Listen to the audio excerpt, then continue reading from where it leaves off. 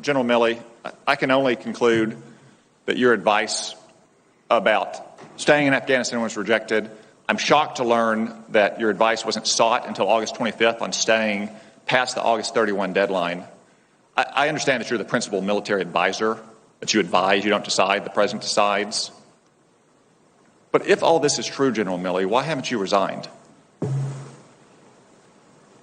Senator, as a senior military officer, resigning is a really serious thing. It's a political act if I'm resigning in protest. My job is to provide advice. My statutory responsibility is to provide legal advice or best military advice to the president, and that's my legal requirement. That's what the law is. And we're still working to get Americans out who wish to leave. And we did not get out all of our Afghan allies enrolled in a special immigrant visa program. Our credibility has been gravely damaged, has it not, General Milley? I think that our credibility with allies and partners around the world and with adversaries is being intensely reviewed by them to see which way this is going to go. And I think that damage is one word that could be used, yes. Joe Biden has said that it was the unanimous recommendation of the Joint Chiefs that we not maintain a military presence beyond August 31st. We've heard testimony to that effect today as well. When was that unanimous recommendation sought and presented to the president?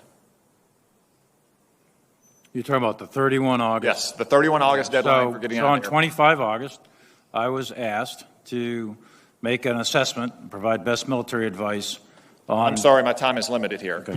You gave me the answer that I needed to hear. August 25th? That's correct. Kabul fell on August 15th. That's correct. You were not asked before August 25th? 16th. On August 25th, I was asked to provide best military assessment as whether we should keep military forces past the 31st. Secretary Austin, was anybody asked before August 25th if we should keep troops at the Kabul airport? This is the president tasked us to provide an assessment on whether or not we should extend our presence beyond August 31st.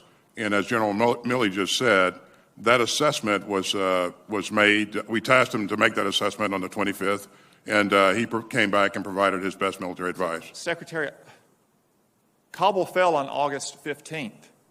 It was clear that we had thousands of Americans. It was clear to members of this committee who were getting phone calls that we had thousands of Americans in Afghanistan behind Taliban lines on August 15th. And it took 10 days to ask these general officers if we should extend our presence. I suspect the answer might be a little different if you were asking them 16 days out, not 5 days out. It's a simple question, Secretary Austin. He said no senior military leader advised him to leave a small troop presence behind. Is that true or not? Did these officer and General Miller's recommendations get to the president personally? Their input was received by the president and considered by the president, for sure. A reconstituted al-Qaeda or ISIS with aspirations to attack the United States is a very real possibility. And those conditions, to include activity in ungoverned spaces, could present themselves in the next 12 to 36 months. That mission will be much harder now, but not impossible. With respect to the Chinese calls, I routinely communicated with my counterpart, General Lee, with the knowledge and coordination of civilian oversight. I am specifically directed to communicate with the Chinese by Department of Defense guidance, the policy dialogue system. These military-to-military communications at the highest level are critical to the security of the United States in order to deconflict military actions, manage crisis, and prevent war between great powers that are armed with the world's most deadliest weapons. The calls on 30 October and 8 January were coordinated before and after with Secretary Esper and Acting Secretary Miller's staffs and the interagency. The specific purpose of the October and January calls were generated by concerning intelligence, which caused us to believe the Chinese were worried about an attack on them by the United States.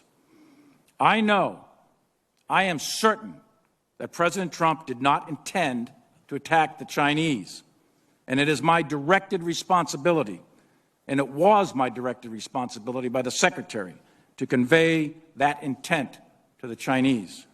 My task at that time was to de-escalate My message again was consistent. Stay calm, steady, and de-escalate. We are not going to attack you. Is it true that we actually did tabletop exercises and we actually went through these drills and we never assumed that there could be an immediate collapse of the Afghan government? We planned for a range of possibilities. The entire collapse of the Afghan government was clearly one of the things that, if you look at the intel estimates and some of the estimates that others had made, that could happen. But in terms of specific planning, especially with respect to NEO, we planned for a contested environment or an uncontested environment. The requirement to evacuate a moderate amount of people versus a large amount of people. So there was a range of possibilities that we addressed. But never with an immediate collapse of the government. We certainly did not plan against a collapse of a government in 11 days. Thank you, Mr. Chairman. Let me just sum up where I understand that we are based on what's been a fairly extraordinary hearing. Here's what I've learned so far. Number one, the President of the United States lied to the American people about the advice that you gave to him about the military judgment that you provided for him. I think you've all testified to that effect now repeatedly. Secondly, the State Department and maybe the White House appeared to have pushed back the evacuation to such a time that it became a catastrophe, apparently against your advice, although I'd like to learn more about that. And third, for some reason that we still don't quite understand, the Pentagon failed to plan for the potential collapse of the security forces or the collapse of the Afghan government, despite there being quite a lot of warning. Senator Kaine referred to this earlier, quite a lot of warning for really, frankly, years that the Afghan security forces were ill-equipped, ill-trained, and frankly not up to the job. I don't understand any of that. I'd like to explore those things with you in this round and the next. But first, before I do, Secretary Austin, I have to take issue with something you just said. I know this is an administration talking point. I've heard it out of the mouth of the press secretary and others. We are not leaving Americans behind. That was your quote of just a minute ago. With all due respect, sir, you have left, past tense, Americans behind. We have no presence any longer in Afghanistan. There are hundreds of Americans, and not just Americans generally, civilians you left behind against the president's explicit commitment not to leave until all American citizens were out and to safety. That is not what happened. And now we have people who are desperately, frantically trying to get out of this country, coming to me, coming to members of this committee, asking for help. They can't get that help. They're stuck behind enemy lines. So please don't tell me that we're not leaving Americans behind. You left them behind. Joe Biden left them behind. And frankly, it was a disgrace. Let me first of all just mention that during their confirmation process, you committed, and I'm speaking now to General McKenzie and General Milley, to giving your honest and personal views of this committee, even if those views were differed from those of the administration, and I'm confident that you will be doing that. During this hearing that we had, it was emphasized to us from General Miller that he was recommending the 2,500 troops in Afghanistan. Now, we didn't receive the documentation from your offices, I say to the witnesses today, until, well, actually 10:35 last night. So there really wasn't time to get into a lot of the details, but I'd ask General McKenzie, did you agree to the recommendation that General Miller had 2 weeks ago? Senator, again, I won't share my personal recommendation to the president, but I will give you my honest opinion, and my honest opinion and view shaped my recommendation. I recommended that we maintain 2,500 troops in Afghanistan, and I also recommended earlier in the fall of 2020 that we maintain 4,500 at that time. Those are my personal views.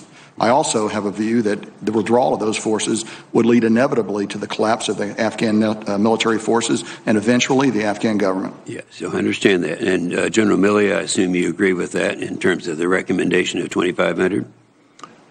What I said in my opening statement and the memoranda that I wrote back in the fall of 2020 remained consistent, and I do agree with that. This committee is... Our soldiers, airmen, and Marines, in partnership with our allies and partners and our State Department colleagues, secured the gates, took control of airport operations, and set up a processing system for the tens of thousands of people they would be manifesting onto airplanes. They and our commanders exceeded all expectations.